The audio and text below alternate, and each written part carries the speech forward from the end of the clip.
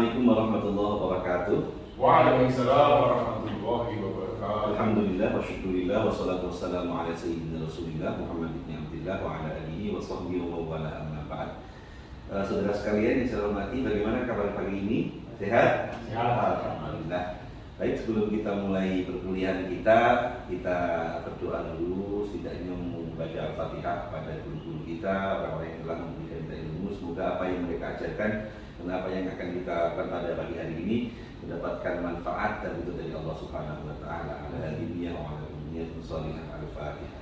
A'udzubillahi minasyaitonir rajim. Bismillahirrahmanirrahim. Alhamdulillahirabbil alamin. Arrahmanirrahim. Maliki yaumiddin.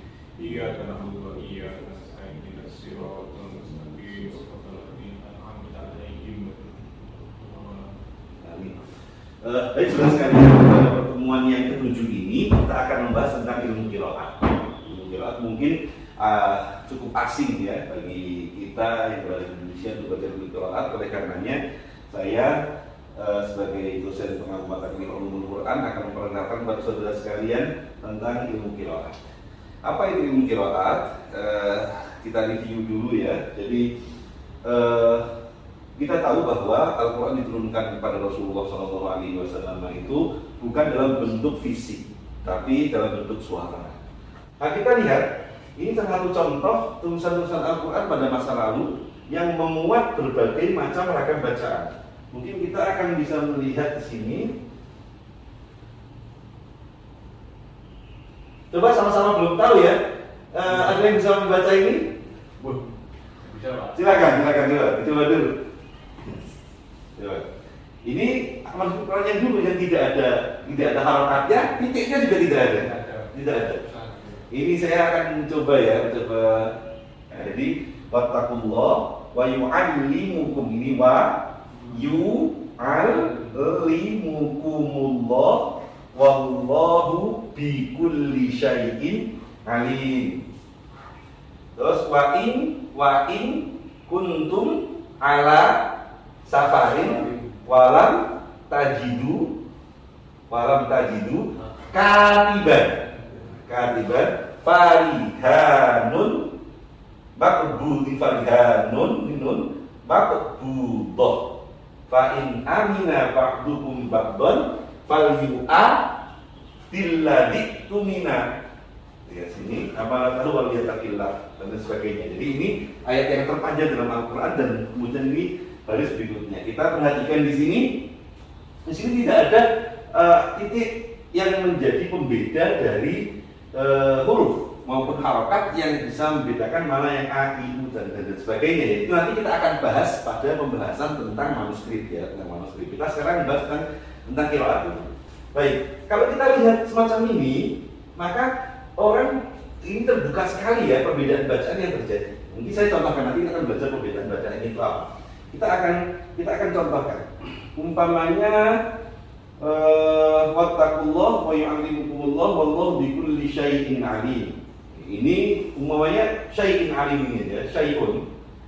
Ini kalau kita baca dengan berbagai macam riwayat bacaan, maka akan terjadi perbedaan bacaan yang beragam. Kita lihat dulu. Di sini tidak ada hamzahnya.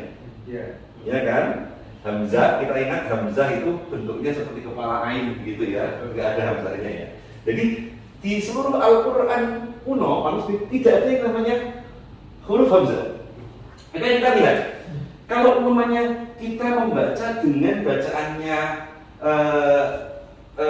Khalaf, Imam Hamzah, siapa saja kita contohkan dulu biar kita tahu dulu bahwa ini tulisan Utsman bin Affan yang bisa memuat berbagai macam cara membaca, gitu ya. Contoh seumpama kita bacanya seperti biasa saja. Wa yu'allimukumullah wallahu bikulli syai'in alim. Fokus di sini aja, barisnya ini. Wa yu'allimukumullah wallahu bikulli syai'in alim. Kalau kita membacanya dengan berbagai macam bacaan, karena tidak ada hamzah di sini, maka akan terjadi perbedaan bacaan di sini. Contoh seumpama kita baca dengan bacaannya Warsh. Siapa Warsh nanti kita akan bahas itu. Nanti bisa dibaca semacam ini.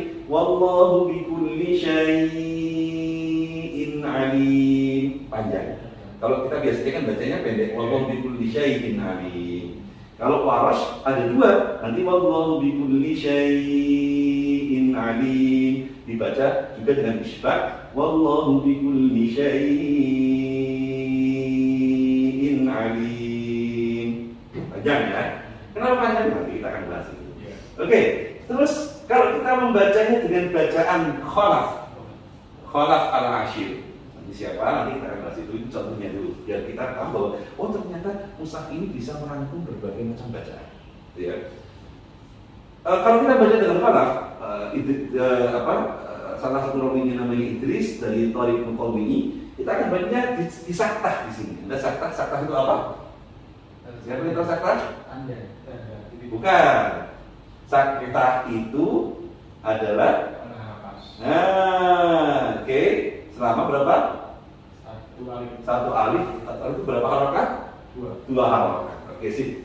Jadi kita akan bacanya begini. Wallahu bikulli syai'in alim. Gitu. Jadi enggak wallahu bikulli syai'in alim enggak, tapi disakat di situ. Wallahu bikulli syai'in alim. Begitu juga dengan bacaan Imam Hamzah. Imam Hamzah Al-Kufi. Coba kita akan bahas nanti. Kita ini contohnya dulu, satu kalimat ini, satu tulisan ini bisa memangku berbagai macam ragam bacaan Al-Quran. Oke, kalau kita membacanya dengan bacaan Imam Hamzah, setidaknya kalau riwayat ya Hamzah semuanya, maka akan dibaca potongan kalimat dalam ayat ini, wallahu bikulli syai', enggak Hamzah ini. Lantas dibaca yang kedua, wallahu bikulli syai'. Ada yang namanya ismam atau ikhtilas dalam bahasa qiraat ya. Jadi tidak ada hamzahnya, tapi dia dibaca kasroh, tapi kasrohnya pendek gitu. Wallahu bikulli syai', wallahu bikulli syai'. Ya, begitu syai'. Lantas karena untuk menandai bahwa ini juga ada mushaf yang nanti ada hamzahnya, maka dia ditasydid menjadi wallahu bikulli syai'. Lantas wallahu bikulli syai'. Jadi ada 4. Kalau umpamanya mau berhenti di sini, itu Imam Hamzah itu membacanya dengan 4 varian bacaan. Wallahu bikulli syai', wallahu bikulli syai', wallahu bikulli syai', wallahu bikulli syai'. Kemudian kalau mau diwasalkan, wallahu bikulli syai'in alim. Satunya dibaca biasa, wallahu bikulli syai'in alim gitu. Jadi pada kalimat syai' saja ini, syai'in ya, ini terjadi beragam cara membaca syai'. Cara membaca syai'. Dikarenakan apa?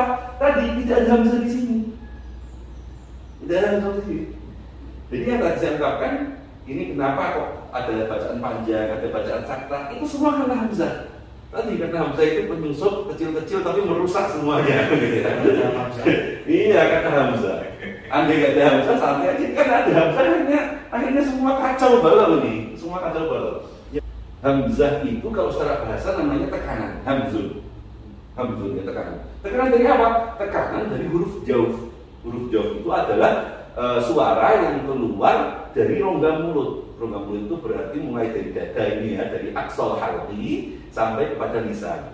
Umpamanya suara panjang A-nya bukan A-nya bukan, tapi suara panjang itu I, U. Suara panjang itu namanya suara jauh. Suara jauh ya. Nah, ketika suara jauh itu ditekan, ya kan? Ya, jadi suara jauh itu dihams, ditekan, maka akan menimbulkan suara terpekak gitu. Ya kan, tercekak gitu. Ketika dia di fathah itu kan dibuka. Dibuka A. Nah, maka akan keluar huruf A.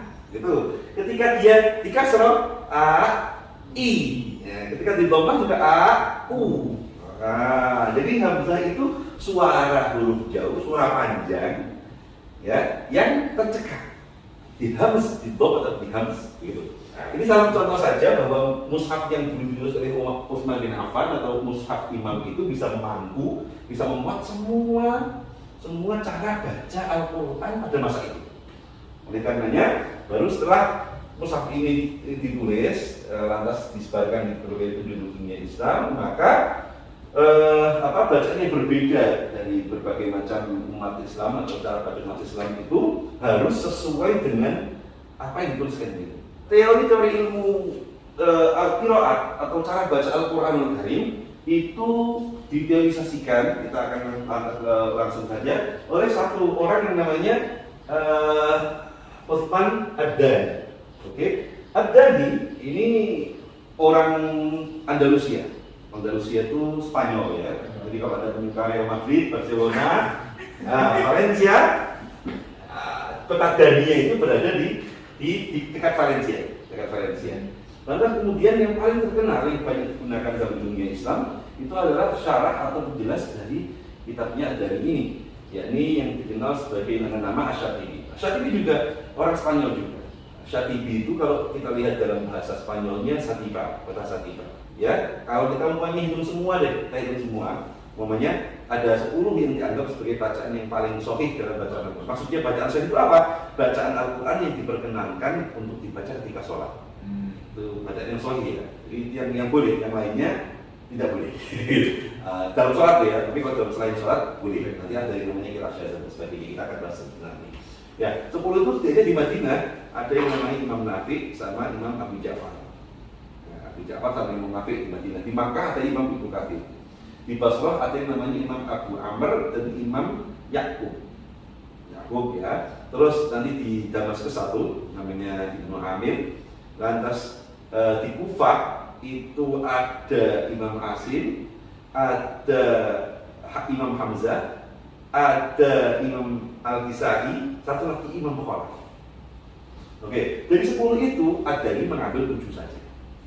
Ad-Dani mengambil 7 saja yang dianggap bahwa itu bacaan yang paling benar menurut Ad-Dani. Nah, lalu kemudian disyarah kitab itu menjadi Matan Syatibi oleh Imam Syatibi, menjadi judulnya itu kitabnya Hirzul Amani, ya, Hirzul Amani atau yang lebih terkenal dengan Matan Syatibiyah.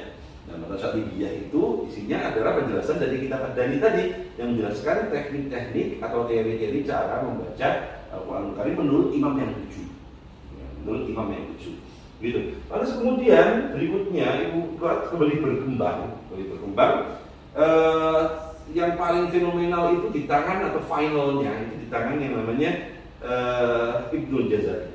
Beliau mengatakan bahwa ada 3 cara baca lagi yang sebenarnya dia juga sahih kalau menurut Ibnu Jazari. Ditambahi lagi yang tadi yang di Madinah ada Abu Ja'far, itu ada Imam Nafi. Abu Ja'far, lantas di Basrah ditambahi Imam Ya'qub, dan terus di Kufah ditambahi Imam Khalaf. Jadi ada 10 akhirnya. Dan inilah yang terus dari 3 ini beliau menyusun satu kitab namanya Durratul Mudhi'ah. Sehingga gabungan antara Durratul Mudhi'ah dan Syatibiyah dikatakan sebagai qiraat asyra. Kalau tadi kan sab'ah 7. Maksudnya qiraat sab'ah itu apa? Berarti cara membaca Al-Qur'an menganut pada 7 imam yang ditulis dalam kitab Matan Syatibiyah. Nah, gitu ya. Kalau bacaan 10 itu apa? Bacaan 10 itu adalah cara membaca Al-Qur'anul Karim itu menganut teori yang dituliskan 7-nya dalam kitab Matan Syatibiyah, yang 3-nya dalam kitab Durratul Mudhi'ah. Nah, contoh gambarnya Imam Nafi ini. Tentunya Imam Nafi sebagai guru besar Al-Quran dia memiliki banyak murid nih, pasti memiliki banyak murid. Tapi dalam teorinya Amr Ad-Dani yang terus disarikan oleh Syatibi itu diambil teorinya adalah 1 guru 2 murid. Contoh ini Nafi, Imam Nafi Madinah. Yang diambil itu adalah Imam Qalun sama Imam Warsh. Meski sebenarnya banyak murid yang lainnya, tapi cara bacanya yang ini aja yang menurut dari itu yang diambil, yang paling persis lah bacaan dari Imam Nafi, Imam Qalun sama Imam Warsh. Oke, kita akan coba dengarkan dan nanti kalau Bapak masih dari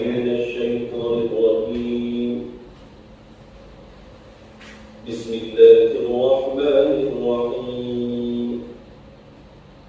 Alhamdulillahi Rabbil Alamin.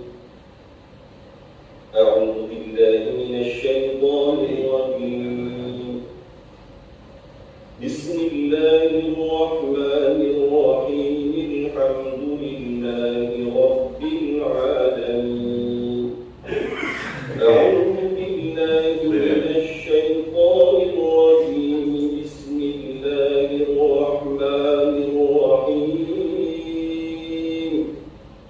Alhamdulillahi Rabbil Alamin.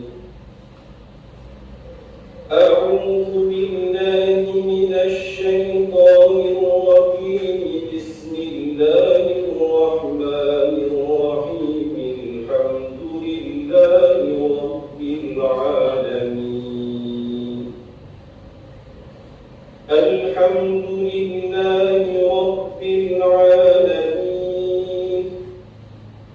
الرحمن الرحيم مالك يوم الدين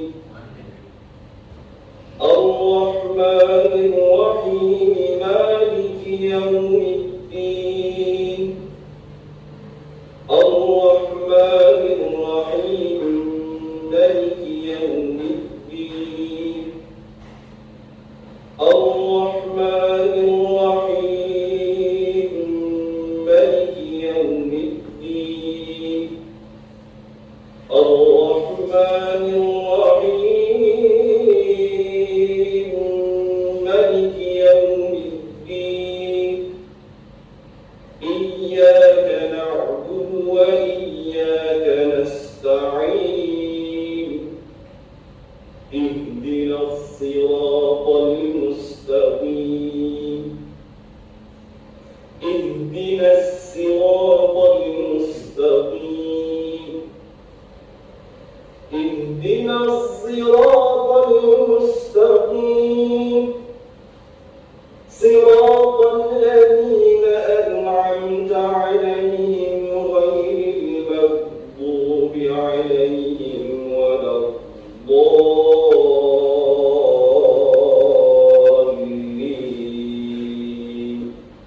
آمين صراط الذين أنعمت عليهم غير المغضوب عليهم ولا الضالين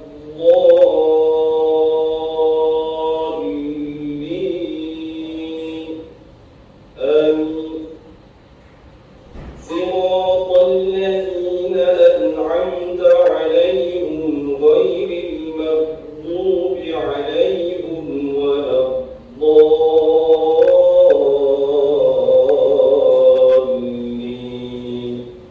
آمين صراط الذين أنعمت عليهم غير المغضوب عليهم ولا الضالين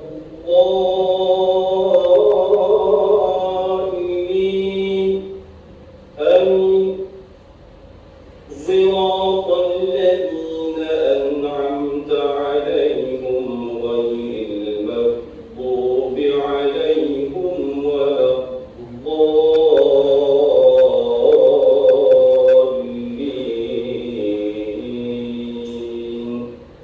آمين صدق الله العظيم. Baik ya teman sekalian, nanti tugas saudara sekalian tolong dibagi 7 kelompok ya, jadi 7 kelompok yang masing-masing nanti belajar masing-masing qiraat dalam qiraat sama 7 saja, jangan 10 deh. Kalau mau 10 ya oke, nggak apa-apa. Nanti tolong Al-Fatihahnya mulai dari Imam Nafi, tilatih ya. Nanti minggu depan kita akan mencoba mendengarkan suara dari saudara sekalian membaca Al-Quran menurut masing-masing imam yang sudah dibagi per kelompok ya. Oke. Baik saudara sekalian, karena mungkin waktu kita mendesak tidak bisa mencukupi untuk menerangkan semua karena ilmu qiraat itu ilmu yang sangat luas sekali dan belajarnya itu butuh waktu yang panjang ya, panjang. Tidak bisa dalam 1 jam pelajaran atau jam pelajaran selesai, itu sulap gitu. Hanya memperkenalkan saja biar saudara sekalian itu semakin cinta terhadap Al-Quran.